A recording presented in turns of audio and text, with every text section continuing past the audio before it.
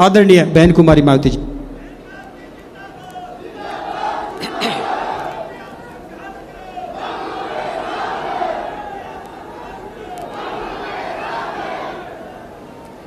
भारतीय राष्ट्रीय लोकदल के राष्ट्रीय अध्यक्ष चौधरी ओम प्रकाश चौटाला जी व वरिष्ठ राष्ट्रीय महासचिव चौधरी अभय चौटाला जी के नेतृत्व में तथा बीएसपी हरियाणा प्रदेश यूनिट आदि के भी अथक प्रयासों से आज माननीय चौधरी देवीलाल जी के जन्मदिन के उपलक्ष्य में सम्मान दिवस के रूप में हो रही इस विशाल महारैली में इकट्ठा हुए भारतीय राष्ट्रीय लोकदल व बहुजन समाज पार्टी के बने इस गठबंधन के सभी छोटे बड़े पदाधिकारी, नेता एवं कार्यकर्तागण, आज आप लोग माननीय चौधरी देवीलाल जी के जन्मदिन को इसे सम्मान दिवस के रूप में मनाने के साथ साथ यहाँ हरियाणा प्रदेश में विधानसभा के लिए हो रहे आम चुनाव में अपने बने इस गठबंधन के उम्मीदवारों के भी समर्थन में हमें सुनने के लिए यहाँ भारी संख्या में इकट्ठा हुए हैं, तो इसके लिए मैं आप सभी लोगों का हार्दिक दिल से आभार प्रकट करती हूँ। और जिनको अर्थात गठबंधन के उम्मीदवारों को कामयाब बनाने के लिए भारतीय राष्ट्रीय लोकदल के राष्ट्रीय अध्यक्ष चौधरी ओम प्रकाश चौटाला जी व वरिष्ठ राष्ट्रीय महासचिव चौधरी अभय चौटाला जी और इनके सभी साथीगण तथा बीएसपी के भी नेशनल कोऑर्डिनेटर श्री आकाश आनंद व यहाँ के संयोजक श्री रणधीर बेनीवाल और इनके भी सभी साथीगण पूरे जी जान से लगे और इस गठबंधन को इनेलो के राष्ट्रीय अध्यक्ष चौधरी श्री देवीलाल चौधरी श्री ओम प्रकाश चौटाला जी का भी पूरा समर्थन व आशीर्वाद प्राप्त है, जो हमारे बीच में यहाँ मौजूद भी हैं। और अब मैं यहाँ आपके हरियाणा प्रदेश में अपने इस गठबंधन की अपने बने इस गठबंधन की सरकार बनाने के संबंध में कुछ ज़रूरी बातें आप लोगों के सामने रखूं, लेकिन इससे पहले मैं माननीय चौधरी देवीलाल जी के जन्म दिवस पर इनको शत शत नमन वे अपने हार्दिक श्रद्धा सुमन अर्पित करने के साथ ही इनकी देश व जन सेवा को भी पूरे तहे दिल से आदर सम्मान करती हूँ। हालांकि इनके बारे में वैसे आप लोगों को ये मालूम है कि ये देश के उप प्रधानमंत्री व हरियाणा प्रदेश के मुख्यमंत्री भी रहे हैं। साथ ही इन्होंने यहाँ के हरियाणा को अलग से राज्य बनाने में भी अपनी काफ़ी सक्रिय व निर्णायक भूमिका निभाई है। किसानों के हित के लिए इन्होंने काफ़ी संघर्ष व आंदोलन भी किया है, जिसमें वे जेल भी गए हैं। इसके पूर्व में देश की आज़ादी के लिए भी इनका सराहनीय योगदान रहा है, जबकि कांग्रेस के राज में लगी इमरजेंसी में इनको भी जेल में जाना पड़ा है। इसके साथ साथ ये सामाजिक क्षेत्र में व राजनीति में भी काफ़ी सक्रिय रहे हैं। ये अपनी पार्टी भारतीय राष्ट्रीय लोकदल के संस्थापक व राष्ट्रीय अध्यक्ष भी रहे हैं। इस प्रकार से ये सीधे तौर पर देश व आम जनता से जुड़े रहे हैं। ऐसे महान व्यक्तित्व वे अपने समय में खासकर खुद के अपने समाज में तथा किसानों में भी अति लोकप्रिय रहे माननीय चौधरी देवीलाल जी का आज जन्म दिवस है, जिनकी जयंती को सम्मान दिवस के रूप में मनाने व इनके इस कार्यक्रम में मेरे मुख्य अतिथि के रूप में शामिल होने के साथ साथ अपने गठबंधन के सभी छोटे बड़े सम्मानित नेता एवं कार्यकर्तागण आदि भी यहाँ भारी संख्या में पहुँचे हैं। तो उसके लिए मैं खासकर चौधरी ओम प्रकाश चौटाला जी व चौधरी अभय चौटाला जी को तथा इनके परिवार के सभी सदस्यों को व इनके सभी अनुयायियों व समर्थकों आदि को भी इस शुभ अवसर पर हार्दिक बधाई एवं शुभकामनाएं देती हूँ। जो ये लोग उनके बताए हुए रास्तों पर चलकर उनके कारवां को आगे बढ़ाने में पूरे जी जान से लगे हैं। और वैसे भी इस समय यहाँ विधानसभा के लिए हो रहे आम चुनाव में यदि बीएसपी व इनेलो का बना ये गठबंधन अपनी सरकार बना लेता है तो फिर यही इनके लिए इस बार इनको सच्ची श्रद्धा भी होगी। इस उम्मीद के साथ ही यहाँ हो रहे विधानसभा चुनाव में अब मेरा ये कहना है कि अपने देश को आज़ाद हुए व भारतीय संविधान को भी लागू हुए यहाँ बरसों बीत चुके हैं और इस लंबी अवधि में केंद्र व आपके हरियाणा प्रदेश में भी विभिन्न विरोधी पार्टियों की सरकारें रही हैं। लेकिन दुख की बात यह है कि इस दौरान आपके यहाँ हरियाणा प्रदेश में भी अधिकांश विरोधी पार्टियों की रही सरकारों में सर्व समाज में से दलितों, आदिवासियों, पिछड़े वर्गों, मुस्लिम व अन्य धार्मिक अल्पसंख्यकों के साथ साथ गरीबों, मजदूरों, किसानों, व्यापारियों एवं अन्य मेहनतकश लोगों का भी पूर्ण रूप से विकास व उत्थान आदि नहीं हो सका है। जिनकी सरकारों की गलत नीतियों एवं गलत कार्य प्रणाली आदि को अब इन्हें और ज़्यादा आजमाने की ज़रूरत नहीं है। और इस मामले में विशेषकर दलितों, आदिवासियों व अन्य पिछड़े वर्गों के लोगों को मैं ये बताना जरूरी समझती हूँ कि इन वर्गों को परम पूज्य बाबा साहब डॉक्टर भीमराव अंबेडकर के कड़े संघर्ष एवं अथक प्रयासों से भारतीय संविधान के तहत मिले कानूनी अधिकारों में से खासकर सरकारी नौकरियों में जो आरक्षण की सुविधा मिली है तो उसे भी यहाँ शुरू से ही कांग्रेस पार्टी और अब बाद में बीजेपी व इनके गठबंधन दल तथा अन्य पार्टियों की भी रही सरकारों की जातिवादी सोच व मानसिकता के चलते इन्हें अभी तक भी आरक्षण का पूरा लाभ नहीं मिल पा रहा है। इन वर्गों के लोगों को अभी तक भी इन्हें आरक्षण का पूरा लाभ नहीं मिल पा रहा है और अब तो इनके इस आरक्षण को ये पार्टियां मान्य कोर्ट की आड़ में इसे प्रभावहीन बनाने में वे खत्म करने की भी पूरी कोशिश में लगी हुई है। और इसका खास उदाहरण दिनांक 1 अगस्त 2024 को माननीय सुप्रीम कोर्ट का दिया गया निर्णय है, जिस पर कांग्रेस, बीजेपी व इनके सहयोगी दल अभी तक भी अपनी चुप्पी साधे हुए हैं। और इस संदर्भ में यदि केंद्र की भाजपा सरकार की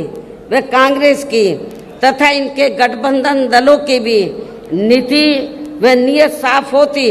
तो फिर ये सरकार माननीय सुप्रीम कोर्ट के आरक्षण को लेकर आए निर्णय में जिसमें कोर्ट ने एससी व एसटी के आरक्षण में वर्गीकरण व क्रीमी लेयर आदि को लागू करने की बात कही है, जो उसे खत्म करने व फिर करने की बात कही है तो उसे खत्म करने व फिर से पूर्व की स्थिति में लाने के लिए विशेष सत्र बुलाकर संवैधानिक संशोधन विधेयक जरूर लाती यदि इनकी नीयत साफ होती तथा उसे पास भी जरूर करवाती और इसके लिए पूरा विपक्ष मिलकर सरकार पर दबाव भी जरूर बनाता। और हम भी देखते हैं कि विपक्ष कितना दलितों और आदिवासियों के आरक्षण के साथ है। लेकिन ऐसा करना तो बहुत दूर की बात रही, बल्कि इन्होंने माननीय सुप्रीम कोर्ट के इस आए निर्णय पर कुछ भी खुलकर नहीं बोला है। और इस मामले में केंद्र की भाजपा सरकार व अधिकांश सभी विरोधी पार्टियां अभी तक भी चुप्पी साधे हुए हैं। इतना ही नहीं, बल्कि अब SC/ST आरक्षण में वर्गीकरण व क्रीमी लेयर को भी लागू करने का ये कार्य माननीय सुप्रीम कोर्ट ने राज्य सरकारों के ऊपर ही छोड़ दिया है, जो अब अपने हिसाब से इसका पूरा राजनीतिक फायदा भी उठाएंगे। साथ ही इसकी आड़ में इन वर्गों को बांटकर इन्हें आपस में भी लड़ाएंगे। अर्थात अब ये पार्टियां फूट डालो व राज करो की नीति का भरपूर फायदा उठाएंगे, जबकि संविधान के मुताबिक किस जाति को SC व ST की सूची में शामिल करना है या नहीं करना है, तो इसका ये अधिकार अभी तक केवल संसद व माननीय राष्ट्रपति जी को ही दिया हुआ था, जिसे 1 अगस्त 2024 को माननीय सुप्रीम कोर्ट के आए निर्णय के जरिए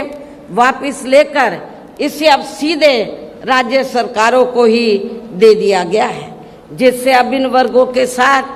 काफी ज्यादती होगी। अर्थात इनका अब ये आरक्षण ना के बराबर ही रह जाएगा। और अब कांग्रेस के श्री राहुल गांधी ने तो विदेश में जाकर इनके सभी आरक्षण को ही आगे वक्त आने पर खत्म करने का ही ऐलान कर दिया है। लेकिन जब वो भारत में रहते हैं और खास तौर से भारत में रहते हैं और उनको लगता है कि किसी राज्य में चुनाव हो रहा है, तो फिर इधर आकर वो गिरगिट की तरह रंग बदल लेते हैं और क्या बोलते हैं इधर आकर कि हम आरक्षण के पक्ष में हैं। बाहर जाकर वो बोलते हैं हम आरक्षण को खत्म करना चाहते हैं इंडिया में SC/ST के, और इधर आकर बोलते हैं कि हम आरक्षण के पक्ष में हैं। आप इसको कांग्रेस की क्या नीति समझेंगे? ये कांग्रेस की दोहरी नीति है, ये स्पष्ट नीति नहीं है। ये भी आप लोगों को समझना चाहिए। तो ऐसी कांग्रेस पार्टी जो SC/ST के आरक्षण के बारे में कहती कुछ और करती कुछ है, तो आपको इस पार्टी को, जो इस बार हरियाणा में तो विधानसभा का आम चुनाव हो रहा है, इस चुनाव में खास तौर से दलितों को इनको सबक सिखाना बहुत जरूरी है। इसलिए इन वर्गों के लोगों को बाबा साहब डॉक्टर भीमराव अंबेडकर द्वारा जो इन्हें आरक्षण का ये संवैधानिक अधिकार मिला है, ये कोई कांग्रेस ने नहीं दिया है। ये परम पूज्य बाबा साहब डॉक्टर अंबेडकर ने SC/ST वर्गों के लोगों को जो आरक्षण की सुविधा दिया है, ये संवैधानिक अधिकार परम पूज्य बाबा साहब डॉक्टर अंबेडकर ने आप लोगों को दिया है। तो इसे बचाने के लिए अब इन सभी विरोधी पार्टियों को यह आपके हरियाणा प्रदेश में हो रहे विधानसभा आम चुनाव में कतई भी अपना वोट नहीं देना है। यदि आप लोगों को इससे बचाना अपने आरक्षण को, तो आप लोगों को कांग्रेस, BJP एंड कंपनी के लोगों को कतई भी अपना वोट नहीं देना है, जो अभी तक भी माननीय सुप्रीम कोर्ट के इस आए निर्णय के संदर्भ में कुछ भी खुलकर बोलने के लिए तैयार नहीं है। ऐसी स्थिति में अब इन वर्गों को इस चुनाव में अपने बने इस गठबंधन की सरकार बनाकर इसे लागू होने से तब तक लटकाकर व रोक कर रखना है जब तक केंद्र की सरकार कोर्ट के इस निर्णय को संवैधानिक संशोधन के जरिए खत्म करके इसे पुरानी स्थिति में बहाल नहीं कर देती है। इसको आपको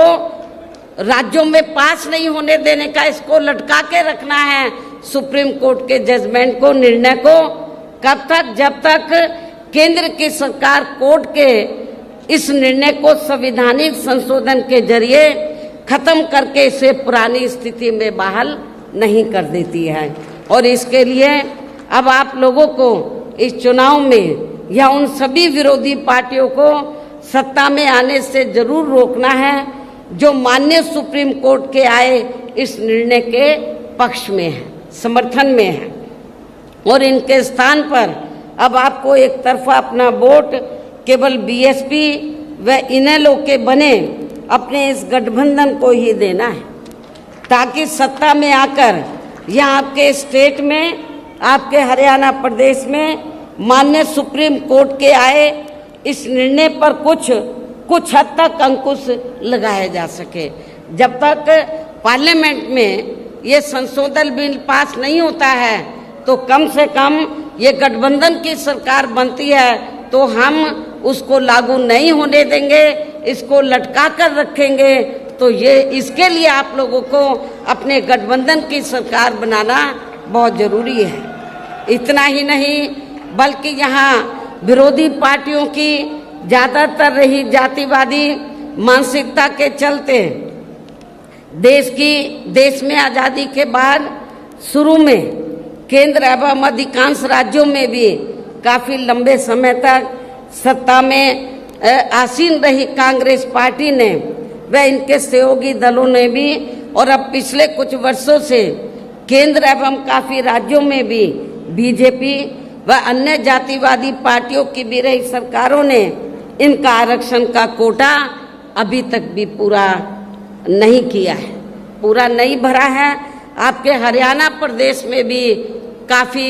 सीटें खाली पड़ी हुई हैं, जबकि यूपी में जब मेरे नेतृत्व में 4 बार सरकार बनी,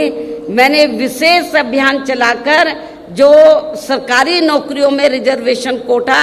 अधूरा पड़ा था या पूरा नहीं था, उसको मैंने विशेष अभियान चलाकर इसको पूरा कराया था। इसे फिर अंत में अधिकांश, और ये क्यों नहीं भरते हैं कांग्रेस बीजेपी, जो अन्य पार्टियां इनका आरक्षण का कोटा ये पूरा क्यों नहीं करती हैं? क्योंकि उनको मालूम है कि लोग भूल भाल जाएंगे और इससे फिर अंत में अधिकांश किसी न किसी रूप में फिर ये पार्टियां इनकी नौकरियों को सामान्य वर्गों को ही दे देती हैं। पदोन्नति में आरक्षण को तो इन्होंने मान्य कोर्ट की आड़ में काफ़ी हद तक खत्म ही कर दिया है, और इस मामले में लगभग यही खराब स्थिति हमें यहाँ आपके हरियाणा प्रदेश में भी देखने के लिए मिल रही है। इसके साथ ही अब इन वर्गों के लोगों को प्राइवेट सेक्टर में आरक्षण दिए जाने की व्यवस्था किए बिना ही केंद्र व राज्यों में भी ज़्यादातर सरकारी कार्य यहाँ प्राइवेट सेक्टर के जरिए ही देश के अधिकांश बड़े बड़े पूंजीपतियों व धनना सेठों को ही दिए जा रहे हैं, जिसके कारण आपके यहाँ हरियाणा प्रदेश सहित पूरे देश में अब इन वर्गों के लोगों को आरक्षण का बहुत कम ही लाभ मिल पा रहा है। और अब इससे पूरे देश में दलितों व आदिवासियों के साथ साथ अन्य पिछड़े वर्गों को भी काफ़ी ज़्यादा नुकसान हो रहा है, जबकि अन्य पिछड़े वर्गों के लोगों को भी ये मालूम होना चाहिए, इन्हें मंडल कमीशन की रिपोर्ट के तहत आरक्षण की ये सुविधा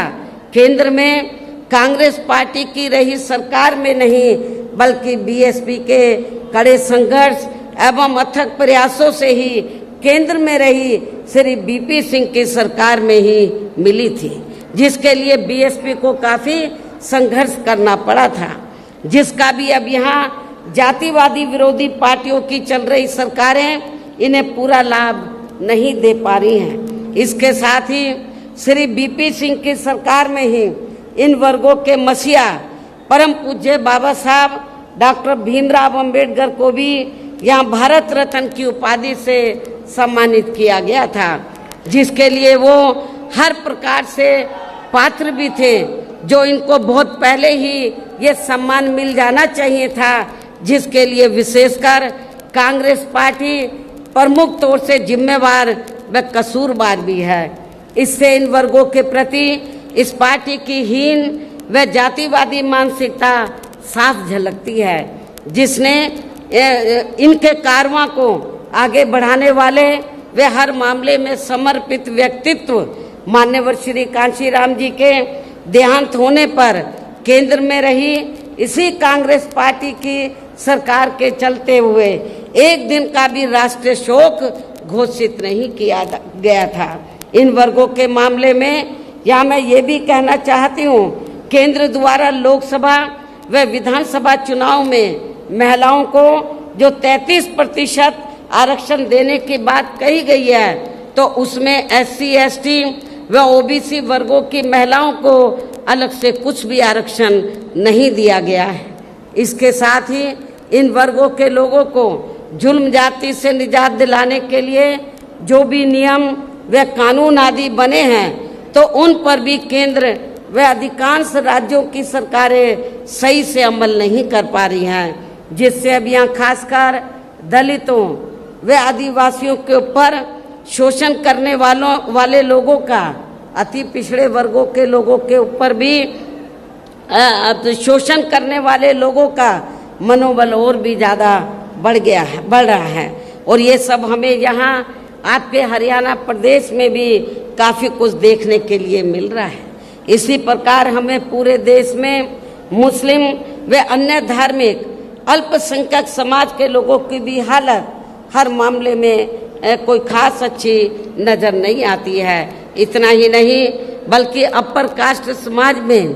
व जाट समाज में भी खासकर गरीब लोगों की भी आर्थिक स्थिति अभी भी यहाँ आपके प्रदेश सहित पूरे देश में काफ़ी ज़्यादा खराब व दयनीय ही बनी हुई है। इसके अलावा आपके हरियाणा प्रदेश सहित पूरे देश में सर्व समाज में से विशेषकर यहाँ गरीब, मजदूर, किसान, कर्मचारी, व्यापारी एवं अन्य मेहनतकश लोग भी अपनी विभिन्न समस्याओं को लेकर अभी भी हमें काफ़ी ज़्यादा दुखी ही नज़र आते हैं। और इनमें भी किसान वर्ग तो केंद्र की वर्तमान भाजपा सरकार द्वारा बनाई गई इनकी गलत नीतियों के कारण अब काफ़ी ज़्यादा परेशान व आंदोलित भी रहा है और अभी भी है। लेकिन इन सब की मुख्य वजह हमारी पार्टी केंद्र व आपके हरियाणा प्रदेश में भी यहाँ अब तक की रही अधिकांश विरोधी पार्टियों की रही सरकारों की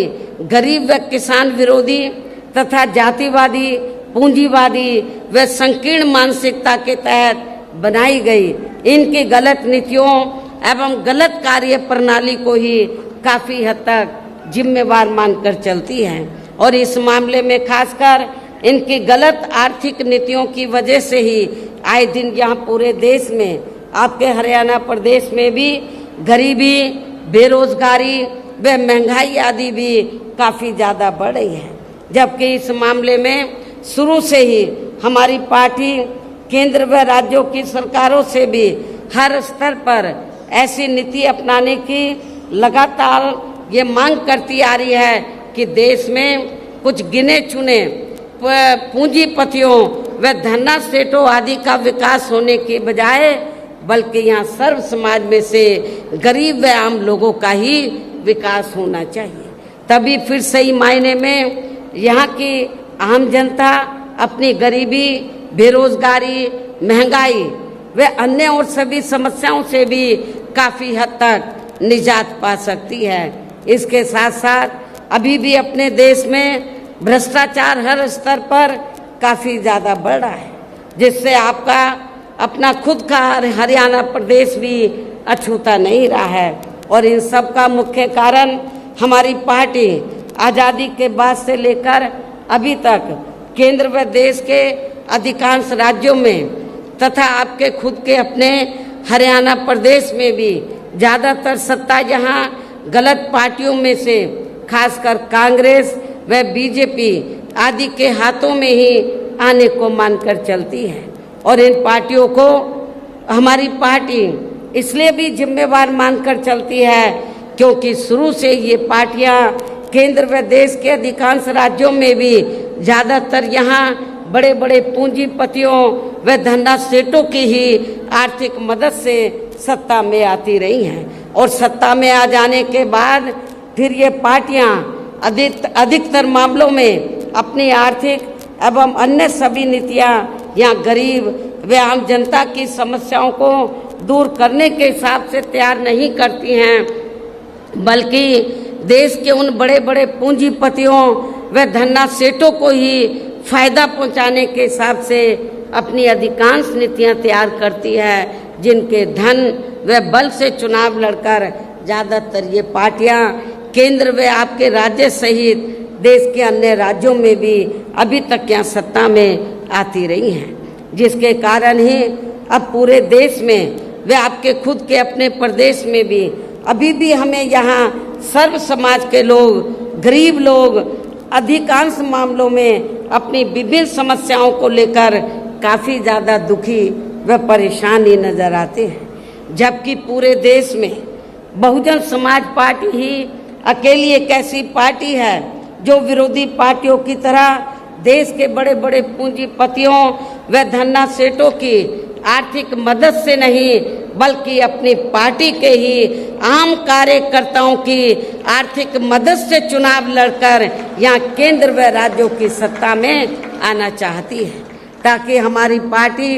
सत्ता में आने के बाद फिर बिना किसी दबाव के वे आज़ाद होकर सर्व समाज के लोगों की सभी समस्याओं का समाधान करके उन्हें हर मामले में वे हर स्तर पर यहाँ खुशहाल बना सके। और इसी आधार पर चलकर ही आबादी के हिसाब से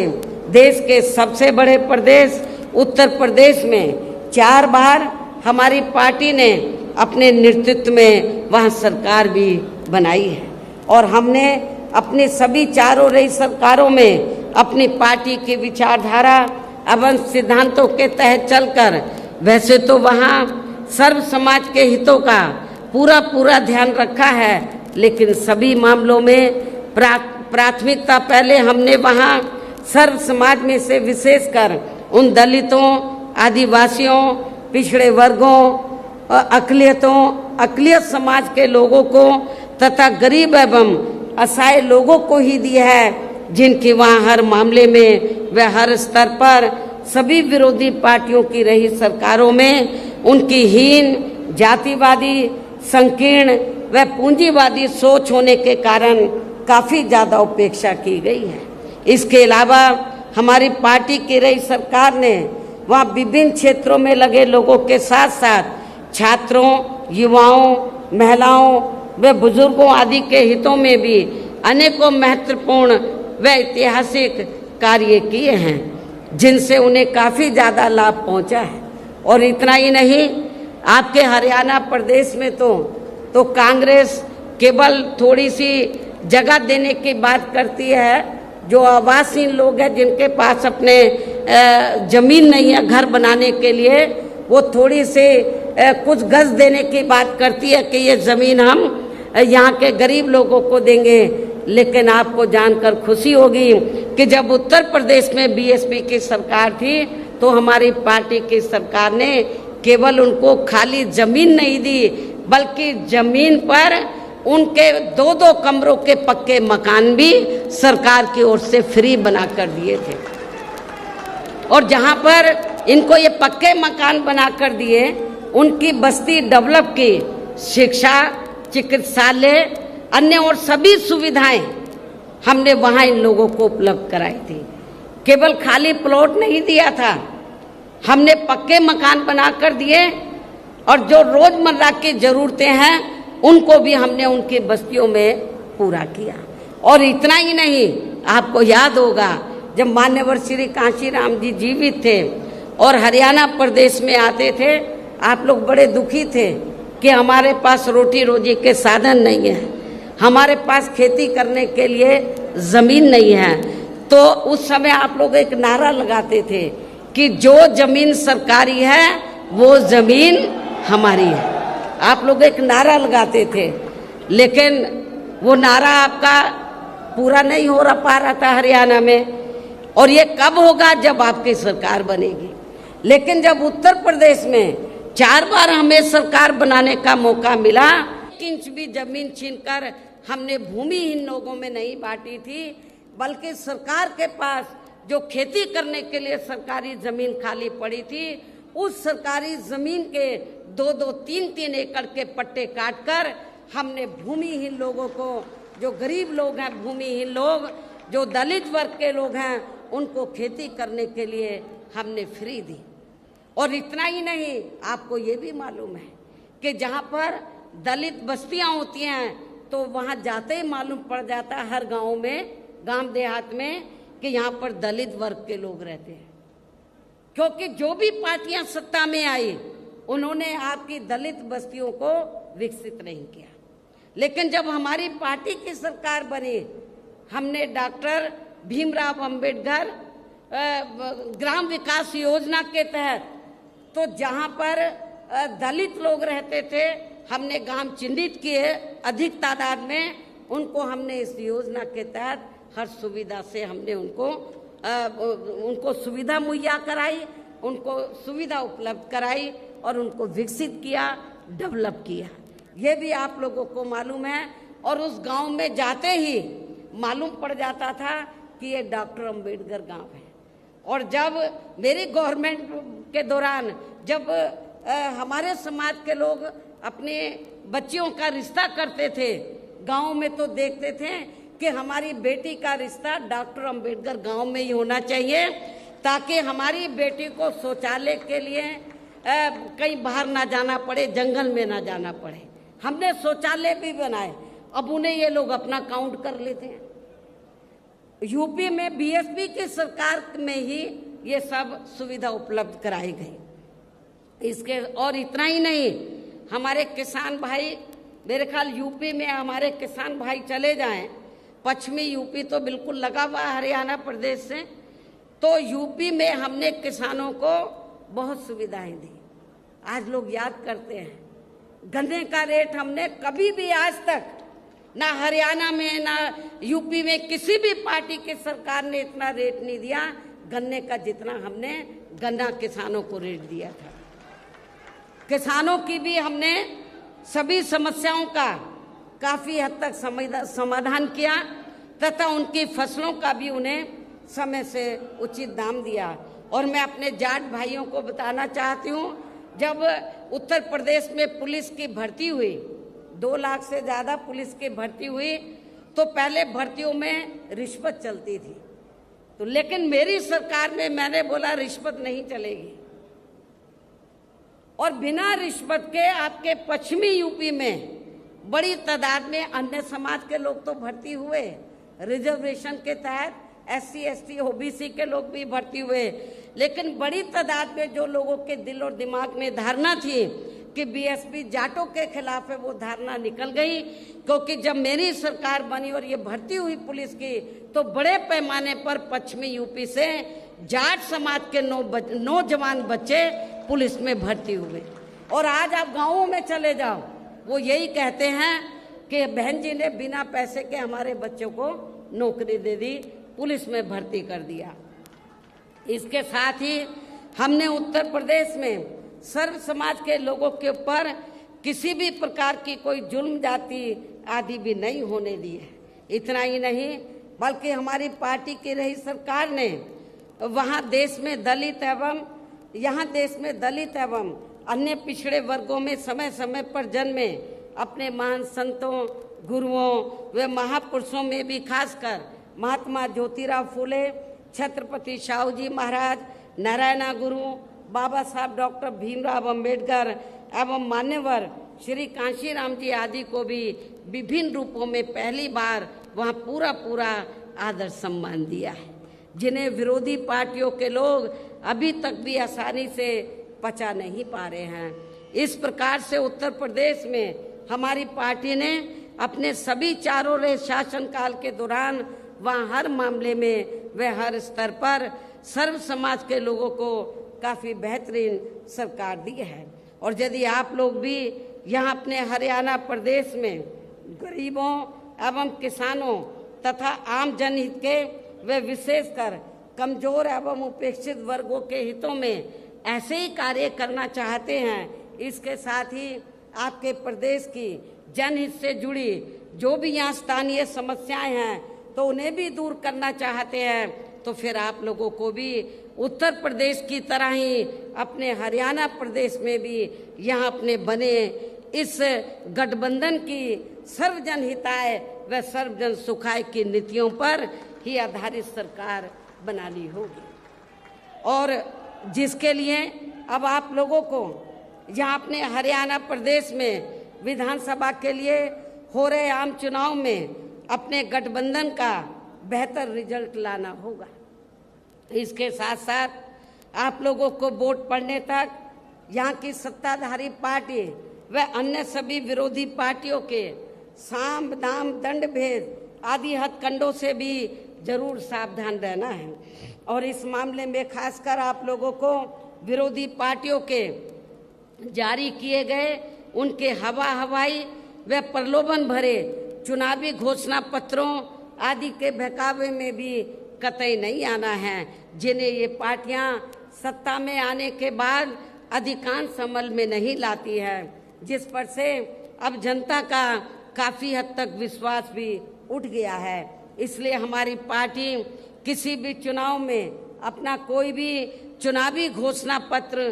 आदि जारी नहीं करती है। वैसे भी हमारी पार्टी कहने में बहुत कम बल्कि कार्य करके दिखाने में ही ज़्यादा विश्वास रखती है, अर्थात जो कहती है तो उसे करके भी दिखाती है, और ये सब हमने उत्तर प्रदेश में करके भी दिखाया है। और अब संक्षेप में मेरा यही कहना है कि आप लोगों को अपने खुद के व अपने हरियाणा प्रदेश के भी हित में यहाँ बीएसपी व इनेलो के बने गठबंधन की ही सरकार बनाना बहुत ज़रूरी है। और अब आप लोगों को अपने इस गठबंधन के ही उम्मीदवारों को ज़्यादा से ज़्यादा कामयाब बनाना है, जिसके लिए बीएसपी के उम्मीदवारों को हाथी चुनाव चिन्ह के सामने वाले बटन को दबा के तथा भारतीय राष्ट्रीय लोक दल के उम्मीदवारों को चश्मा चुनाव चिन्ह के सामने वाले बटन को दबा के इन्हें जरूर जिताना है। और फिर सरकार बनने पर ये भी मैं बताना चाहती हूँ कि फिर सरकार बनने पर गठबंधन की ओर से आपके हरियाणा प्रदेश का मुख्यमंत्री चौधरी अभय चौटाला जी को ही बनाया जाएगा, जिनको मेरे आशीर्वाद के साथ साथ इनके पिता चौधरी ओम प्रकाश चौटाला जी का भी पूरा आशीर्वाद प्राप्त है। वैसे माननीय चौधरी देवीलाल जी का भी हमेशा इन पर आशीर्वाद बना रहा है। इनके साथ साथ गठबंधन की ओर से बीएसपी का एक डिप्टी सीएम दलित वर्ग का, बीएसपी की ओर से एक डिप्टी सीएम दलित वर्ग का तथा दूसरा डिप्टी सीएम अन्य पिछड़ा वर्ग या अपर कास्ट समाज में से ही बनाया जाएगा। ये डिप्टी सीएम कौन होंगे इसका फैसला चुनाव का नतीजा आने के बाद ही लिया जाएगा। इन्हीं जरूरी बातों के साथ ही अब मैं आप सभी लोगों से अपने इस गठबंधन के अधिकांश उम्मीदवारों को, ज़्यादा से ज़्यादा उम्मीदवारों को जिताकर अपनी यहाँ सरकार बनाना जरूरी है, इसकी मैं पूरी उम्मीद भी करती हूँ। अंत में अब मैं केंद्र सरकार से देश में जातीय जनगणना कराने की भी विशेष मांग करती हूँ, अनुरोध करती हूँ, आग्रह करती हूँ, जिसको शुरू में केंद्र में रही कांग्रेसी सरकार ने और अब वर्तमान में चल रही बीजेपी की केंद्र की सरकार ने भी इसे अभी तक भी लटका के रखा है, इसे अमल में नहीं लाया है। और अब मैं माननीय चौधरी देवीलाल जी के जन्मदिवस पर, आज उनके जन्मदिवस पर इनको फिर से नमन करने के साथ ही उनके सभी अनुयायियों व समर्थकों आदि को भी पुनः हार्दिक बधाई एवं शुभकामनाएं देते हुए अपनी बात यहीं समाप्त करती हूँ। धन्यवाद। जय भीम व जय भारत।